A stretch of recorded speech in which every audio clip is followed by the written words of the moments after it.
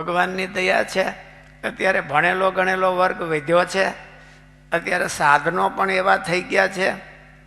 એટલે આપણા ગુરુકુળ પરિવારના યુવક વર્ગ છે એ પણ વચનામૃતના ખૂબ અભ્યાસ કરે છે અને પાઠ કરે છે, સાંકળી કંઠસ્થ કરે છે.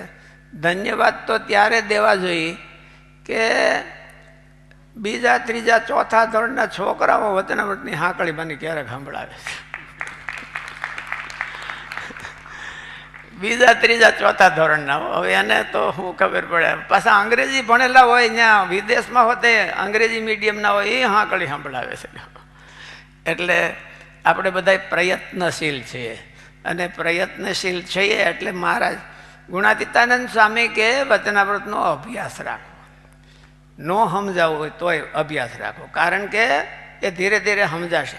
મહારાજને આ જ્ઞાન બધાને દેવું છે એવો સંકલ્પ કરીને મહારાજ આવ્યા છે. એટલે જે કોઈ અભ્યાસ કરશે અને પાત્ર થાય, પ્રયત્ન કરે તો એને આ વચનામૃત જરૂર સમજાય.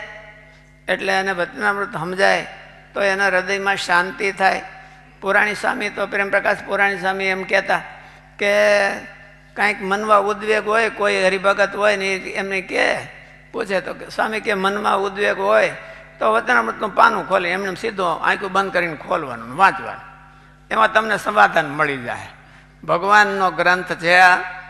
એટલે ભગવાનના આ ગ્રંથથી આપણે બધાએ ખૂબ અભ્યાસુ છે. વધારે થોડોક અભ્યાસ રાખવો તો મહારાજ રાજી થાય.